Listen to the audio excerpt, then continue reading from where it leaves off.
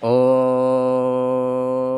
पूर्णमदः पूर्णमिदं पूर्णात् पूर्णमुदच्यते पूर्णस्य पूर्णमादाय पूर्णमेवावशिष्यते। ॐ शान्ति शान्ति शान्तिः। शङ्करं शङ्कराचार्यं केशवं बादरायणं सूत्रभाष्य कृतौ वन्दे भगवन्तौ पुनः पुनः। ईश्वरो गुरुरात्मेति मूर्तिभेदविभागिने व्योमवद्व्याप्तदेहाय दक्षिणामूर्तये नमः। ॐ शान्ति शान्ति शान्तिः। पतित पावनी कलुष भंगिनी माँ गंगा के तट पर समस्थित श्री विद्यालोक न्यास हरिद्वार से आप स्वाध्याय श्रवण कर रहे हैं। द्वितीय अध्याय के पंचम 50 श्लोक पर विचार चल रहा। बुद्धि युक्तो जहातीह उभे सुकृत दुष्कृते तस्माद् योगाय युज्यस्व योगः कर्मसु कौशलम्। भगवान कहते हैं बुद्धि युक्तो जहातीह, समत्व बुद्धि से युक्त होकर यह सुकृत दुष्कृते उभे जहाती। पुण्य पाप, सुकृत बोलते हैं पुण्य को, दुष्कृत बोलते पाप को, इन दोनों को त्याग देता है। आप कहेंगे कि भाई सत्कर्म से पुण्य की प्राप्ति होती है तो पुण्य का परित्याग। हाँ, जैसे पाप बंधन कारी है वैसे पुण्य भी। पुण्येन वै पुण्यलोको पापेन व पापीय उभाभ्यां मनुष्यलोक। पुण्य कर्मों की परिपाक से स्वर्गादि पुण्य लोकों की प्राप्ति होती है, और वह भी एक तरह से बंधन ही है, क्योंकि वहाँ भी अहंता, ममता, आसक्ति, ईर्षा, द्वेष, भयादि होते हैं। उन लोगों में भी आसुरी प्रकृति राक्षसादि से भय बना रहता है, पद से च्युत न हो जाऊं, पुण्य क्षीण होने के बाद पतन होगा। इसलिए जैसे नरकादि लोक दुखप्रद हैं वैसे वे भी।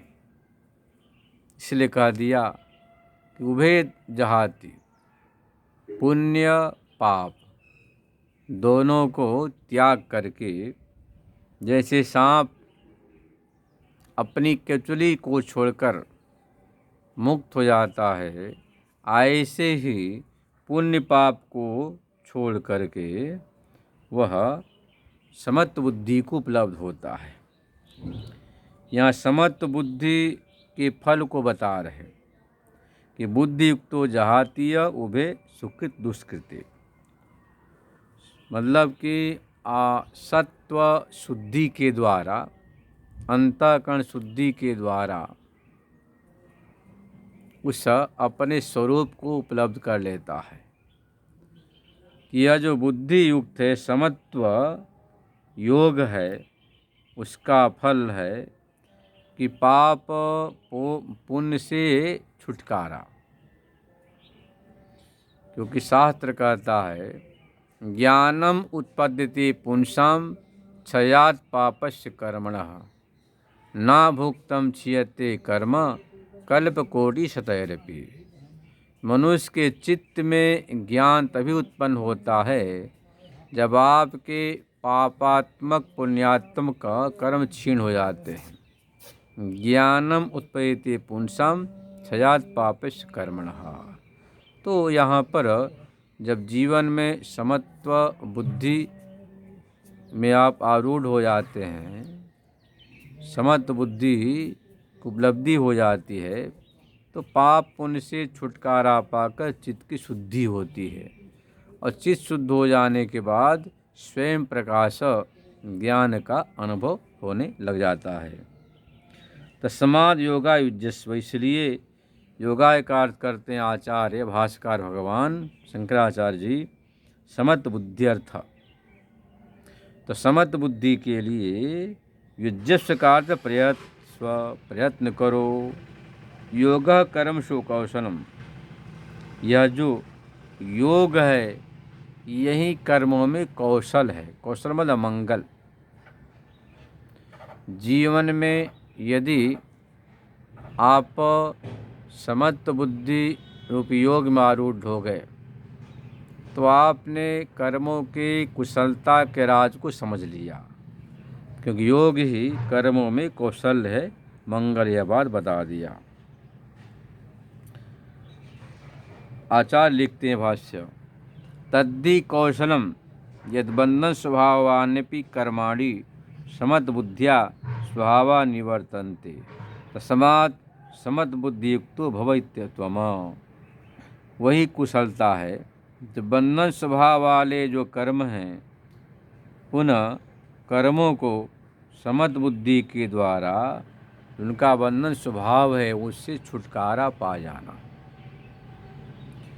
तो यदि जीवन में भगवत प्रीत्यर्थ कर्म करते हैं, निष्काम भाव से करते हैं, जैसा हम कहते हैं त्वदीयम वस्तु गोविंदम तुभमेव समर्पये, सब आपका या आपको समर्पित। महात्मा लोग कहते हैं ना, भोजन के पहले पढ़ते हैं ब्रह्मार्पणम ब्रह्मवि ब्रह्माग्नो ब्रह्मणाहुतम ब्रह्मैव तेन गंतव्यम ब्रह्म कर्म समाधिना। सब उस परमात्मा के अर्पण कर देते हैं, जो भी कुछ है वह सब आपको समर्पित।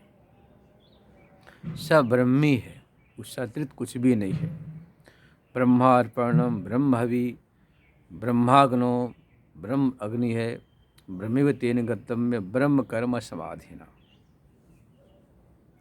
तो नारायण यहाँ भी समत्व बुद्धि के द्वारा जो किया गया कर्म है वह तो चित्त शुद्धि के द्वारा भगवत प्राप्ति का तत्व साक्षात्कार का साधन बनता है।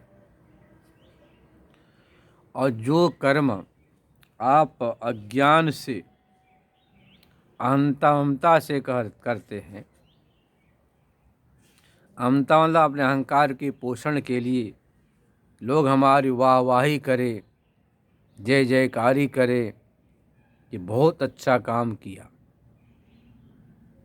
तो उस कर्म से आपका अहंकार पोषण होगा। कर्माशक्ति, फलाशक्ति, विषयाशक्ति, इन तमाम आसक्तियों के कारण से आप बंधन को प्राप्त करते हैं। इतना ही नहीं, आपके मन में लोकेशना को बढ़ावा मिलता है, लोग वाहवाही करे, कितना बड़ा भारी, कितना अच्छा इन्होंने यह काम किया। तो ये जो चीज़ें हैं हमारे चित्त को बांधती हैं। तो यदि आपने विवेक पूर्वक कर्म किया, विवेक मतलब समत्व बुद्धि, भगवत प्रीत्यर्थ निष्काम भाव से किया कि जो भी कुछ है वह परमात्मा के द्वारा हो रहा, परमात्मा के लिए, परमात्मा कर रहा, निमित्त मात्र भव सभ्य साचिन, बस मैं तो निमित्त मात्र। यदि आप इस भावना से कर्म करते हैं तो वह कर्म आपके चित्त को बांधता नहीं है, बल्कि आपको मोक्ष प्रदान करता है। वह भी क्रमशः, साक्षात नहीं। ज्ञान से ही साक्षात कैवल्य की प्राप्ति होती है, पर कर्म उपासना तो परंपरा। परंपरा मतलब है कि इनसे चित्त की शुद्धि और तद्वारा तत्व साक्षात्कार, यह परंपरा हो गया। और ज्ञान से साक्षात मोक्ष की उपलब्धि होती है, यह सिद्धांत है। कर्म जम बुद्धि युक्ता ही फलम त्यक्त्वा मनीषिणः जन्म बंध विनिर्मुक्तः पदम गच्छन्त्यनामयम्। कर्मजम बुद्धियुक्ता ही फलम त्यक्त्वा मनीषिणः। कर्मजम का अर्थवास्कार करते हैं कि कर्मजम फलम त्यक्त्वा विभूति संबंध, इष्टानिष्ट देह प्राप्ति कर्मजम फलम कर्मभ्यो जातम। इष्ट अनिष्ट शरीर प्राप्ति का जो कारण कर्म है, उस कर्मों से जो फल हुआ है उसको त्याग करके कर्मजम बुद्धियुक्ता ही। फलम का अर्थ किया सुख दुखाय लक्षण, सुख दुखाय लक्षण जो आपके फल हैं उनको मनीषिणा विद्वान त्याग करके। अब आप माघ के महीने में, कार्तिक के महीने में प्रातःकाल ब्रह्म मुहूर्त में गंगा में गोते लगाते हैं तो सुख नहीं दुख लगता है, तो उसको भी त्याग देना। भाई चलो, यदि तितिक्षा है, तपस्या है, तो ठंडी लग रही है, अब ठंडी के दिन में गर्म पानी से नहा तो बड़ा मज़ा आता है, यह क्या हो गया, सुख हो गया। तो जो शास्त्र का विधान है, तस्मात् शास्त्र प्रमाणम ते कार्य व्यवस्थितो ज्ञात्वा शास्त्र विधानोक्तम कर्म कर्तुम विहारसि। शास्त्र प्रमाण है कि आप जो गंगा में गोते लगाते, नदियों में स्नान करते, महान फल की प्राप्ति होती। भले ही आपको बाह्य दृष्टि से, भौतिक दृष्टि से थोड़ा दुख उनका अनुभव हो, उसका परिणाम बड़ा ही सुखद होता है, आनंददायक, क्योंकि वह जो एक तरह से तपस्या है, स्वाभाविक तपस्या हो। तपसा किल विषमहंति, भगवान तो यहाँ तक भागवत में कहते हैं, तपो में हृदयम ब्रह्मन, हे ब्रह्मा जी तपस्या मेरा हृदय है, तपस्या मुझे बड़ा ही प्रिय है।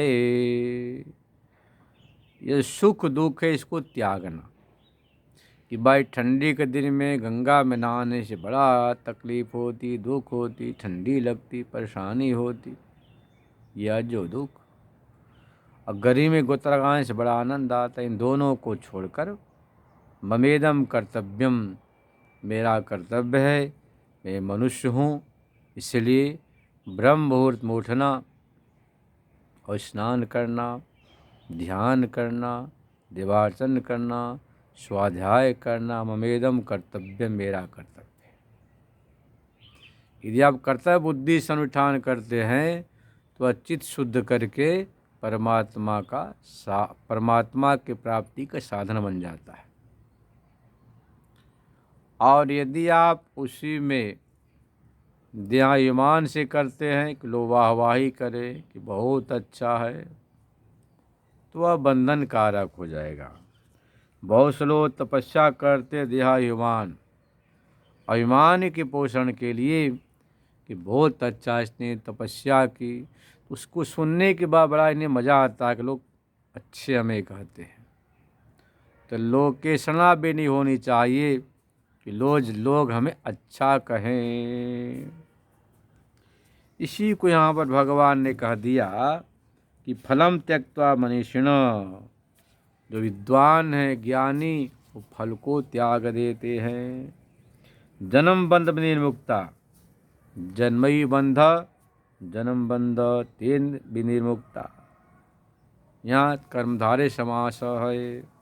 जन्म ही बंधन है, जैसे जन्म हुआ सद्भाव विकार से युक्त हो गए, अस्ति जायते वर्धते, विपरिणमते अपक्षीयते विनश्यति।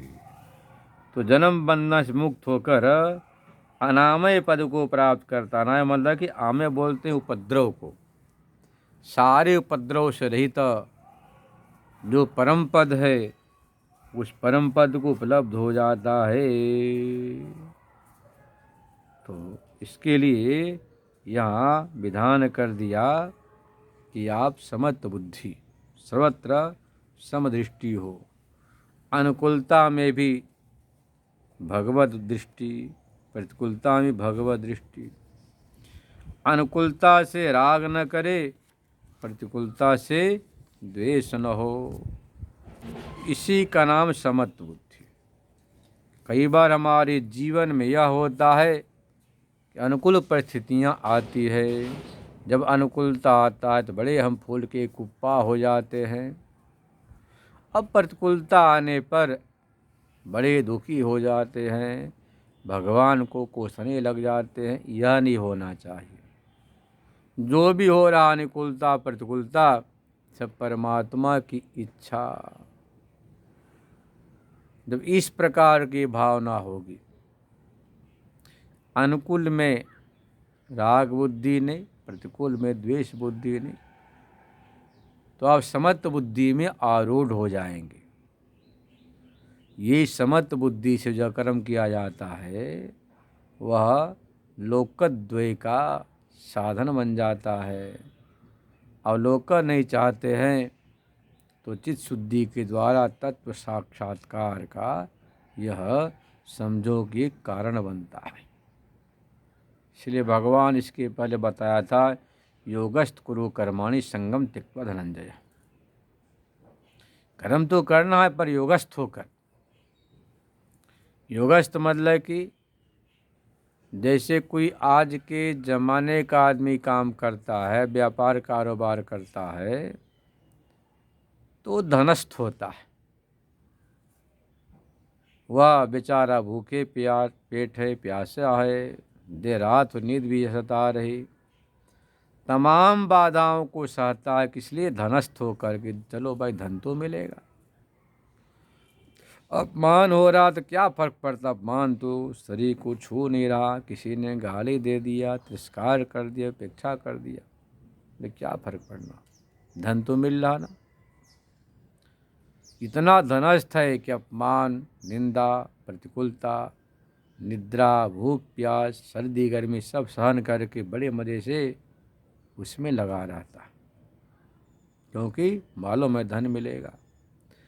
ऐसी जो भगवान का भक्त होता है वह कुछ भी करता तो क्या सोचता, भाई चलो इससे परमात्मा प्रसन्न होंगे, परमात्मा की प्राप्ति होगी, ऐसा समझकर वह अनुकूलता प्रतिकूलता को सहन करते हुए आगे बढ़ता जाता है और अंततो गत्वा वह परम तत्व को उपलब्ध हो जाता है। इस कल श्रवण करेंगे। ओम पूर्णमद पूर्णमिदं पूर्णात् पूर्णमुदच्यते पूर्णस्य पूर्णमादाय पूर्णमेवावशिष्यते। ओम शांति शांति शांति। माघ पूर्णिमा की आप सभी लोगों को माँ गंगा संतों की तरफ से शुभ आशीर्वाद। स्वस्तिरस्तु, चिरायरस्तु, धन धान्य समृद्धिरस्तु। ओम शांति शांति शांति।